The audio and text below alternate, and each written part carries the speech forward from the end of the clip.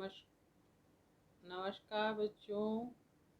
MA final Hindi साहित्य के बच्चों का स्वागत। बच्चों, मैं अलका जैन, सह आचार्य हिंदी, राजकीय महाविद्यालय किशनगढ़ से।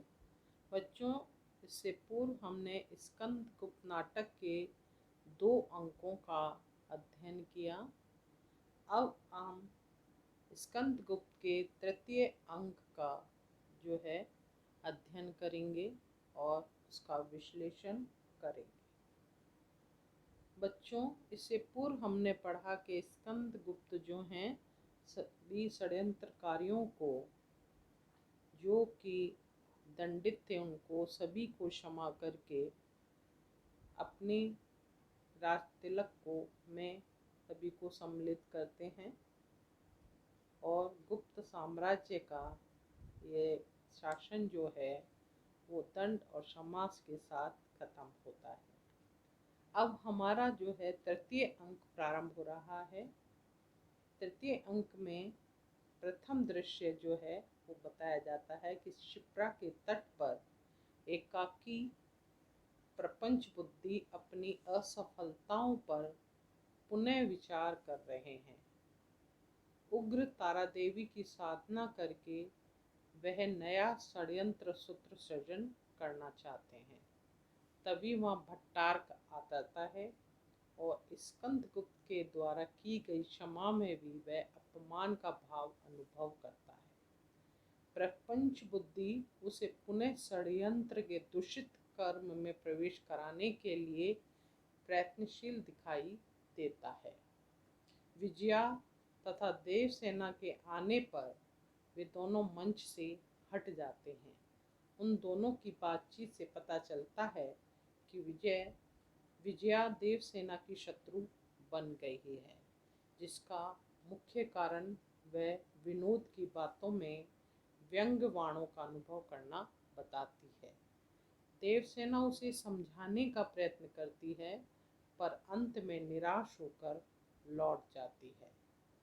देवसेना के चले जाने पर विजया का प्रपंच बुद्धि से परिचय होता है। राजकुमारी देवसेना का वध कराने के लिए योजना निश्चित की जाती है। प्रपंच बुद्धि उग्र तारा की साधना के लिए राजबलि का रूपक बांधता है। भट्टार्क उस कुकृत्य में कृतज्ञता का भाव अनुभव करता है, फिर भी विवश होकर उसे उसमें फंसना ही पड़ता है। छिपे हुए रूप में ये सब बातें मात्र गुप्त सुन लेता है और देवसेना के प्राणों को संकट में जानकर दुखी होता है। इसके पश्चात दूसरा दृश्य खुलता है, जो कि शमशान का दृश्य है। प्रपंच बुद्धि अपने कार्यों में लीन है और दूर एकांत में स्कंदगुप्त विचार मग्न टहलते दिखाई देते हैं।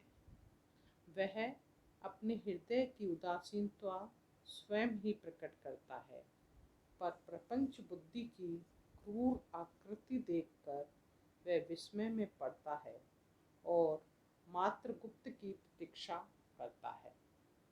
वहीं देवसेना को लिए हुए विजय आ जाती है। देवसेना शमशान को मूक शिक्षक कहती है। नेपथ्य से एक गीत होता है। तभी विजय का हृदय क्रूर कर्म से प्रयुक्त होने से कुछ विचलित होता है, पर प्रतिहिंसा की दुआई देकर वह उस पवित्र भाव को दबा देती है।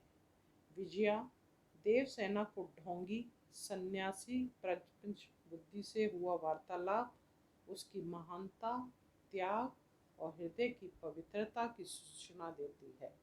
वह जीना चाहती है तो केवल इसलिए कि विजया का भ्रम दूर कर सकेगी, पर प्रपंच बुद्धि की दुष्टता स्पष्ट प्रकट होती है। जैसे ही वह उसकी बलि चढ़ाने के लिए खड्ग हाथ में उठाता है, वैसे ही मात्रगुप्त आकर उसका हाथ पकड़कर नेपथ्य के भीतर ले जाता है।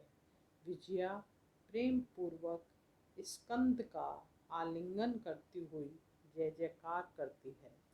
और फिर शुरू होता है तृतीय दृश्य, जिसमें प्रपंच बुद्धि मारा गया है, फिर भी उसका षड्यंत्र अभी तक कुसुमपुर से भट्टार्क और अनंत देवी द्वारा अग्रसर किया जा रहा है।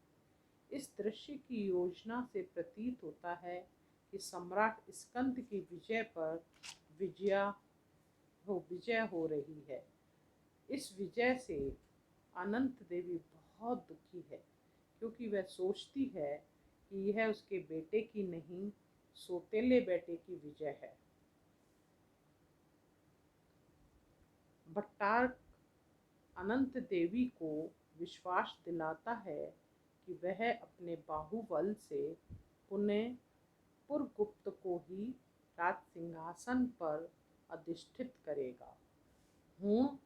स्कंधावार से आए हुए चर से पता चलता है कि सर्वनाग ने बड़ी बुद्धिमता से हुणों को धोखा दिया है। इसलिए हुण सेनापति खिंगल को सिंधु का तट छोड़ना पड़ा। इससे वह चिढ़ गया है, अतः कुसुमपुर सीधी चढ़ाई करने का संदेशा भेजा है। भट्टार्क खिंगल को अपने अनुकूल बनाने एवं उसकी उत्तेजना शांत करने के लिए विश्वास दिलाता है कि निकट भविष्य में अवसर पड़ने पर वह हुणों की सहायता करेगा। इस संबंध में वह चर को एक पत्र भी लिख देता है। पुरगुप्त कुछ विरोधी स्वर उठाना चाहता है, पर अनंत देवी उसे रोक देती है। तभी आए हुए दूत से पता चलता है कि भट्टार्क बौद्ध संघों में विद्रोह की लहर फैलाने के लिए प्रयत्नशील है। तत्पश्चात वहाँ मदिरा का दौरा चलता है। एक सैनिक आकर उस विलासी प्रवृत्ति का विरोध करता है, पर उसकी भावना भी दबा दी जाती है। तभी वह मगध के नायक बनना अस्वीकार करके खड़ग देकर चला जाता है। और यहाँ तृतीय अंक का तृतीय दृश्य समाप्त होता है। आगे हम चर्चा करेंगे अगले कालांश में अगले दृश्यों पर।